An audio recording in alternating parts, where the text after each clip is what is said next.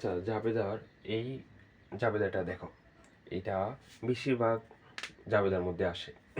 বলছে কি, নগদ 30,000 টাকা, আসবাবপত্র 10,000 টাকা, ঋণ 5,000 টাকা, এবং পদ হিসাব 2,000 টাকা নিয়ে ব্যবসা শুরু করে। মানে এইগুলো সবগুলো নিয়ে ব্যবসা শুরু করছি। তো আমাদের এটা জাবেদা কি হবে দেখো। আচ্ছা, এটা তার আগে খেয়াল করবে যে অঙ্কে প্রথমে ঋণ আছে, যেমন ঋণ গ্রহণের জাবেদা কি, আমরা যদি ব্যাংক থেকে ঋণ গ্রহণ করি, জাবেদা হবে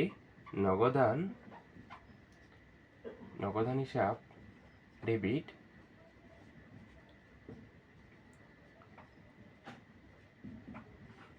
ব্যাংক ঋণ হিসাব ক্রেডিট। তাহলে আমরা কি দেখতেছি, ব্যাংক থেকে যদি ঋণ নিই তাহলে আমাদের নগদ টাকা বাড়বে। এই জন্য যেখানে তোমরা এই প্রথমে 1 তারিখে লেনদেন যেগুলো নিয়ে ব্যবসা শুরু করে, ওই 5,000 টাকা তোমার নগদের সাথে যোগ হবে। তাহলে আমাদের জাবেদা হবে কি, এই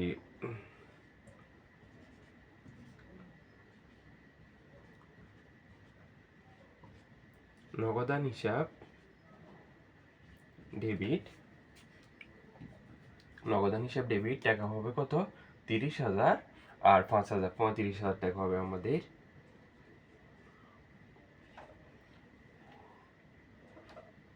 তাহলে আমাদের নগদানের টাকা কত হয়েছে, নগদান হিসাব 35,000 টাকা, আসবাবপত্র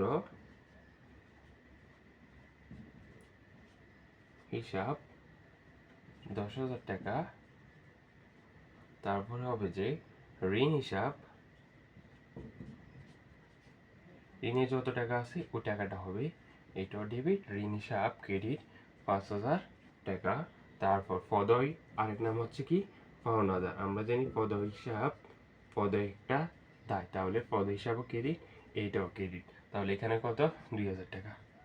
তাহলে আমরা জানি কি, আমাদের জাবেদার মধ্যে জাবেদার কাজ কি, ডেবিট ক্রেডিট সমান হতে হবে। তাহলে এই দুইটা যোগ করলে কত হবে, 30,000, দুইটা যোগ করলে হবে যে 45,000 টাকা। কত টাকা, 45,000 টাকা। এই দুইটা যোগ করলে কত হবে, 7,000 টাকা। তাহলে আমাদের আরো ঘাটতি আছে, ওই আর কত টাকা ঘাটতি আছে, 38,000 টাকা।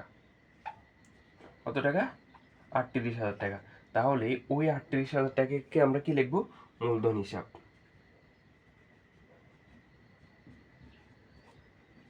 মূলধন হিসাব কি, ক্রেডিট। মূলধন হিসাবে কত টাকা হবে, 38,000 টাকা। তাহলে আমরা দেখতেছি কি, আমাদের ডেবিট ক্রেডিট মিলে গেছে। এটা তিনটা যোগ করলে 45,000, আর এটা এই দুইটা যোগ করলে 45,000। ধন্যবাদ সবাইকে। এই জাবেদাটা বেশিরভাগ সময় আসে।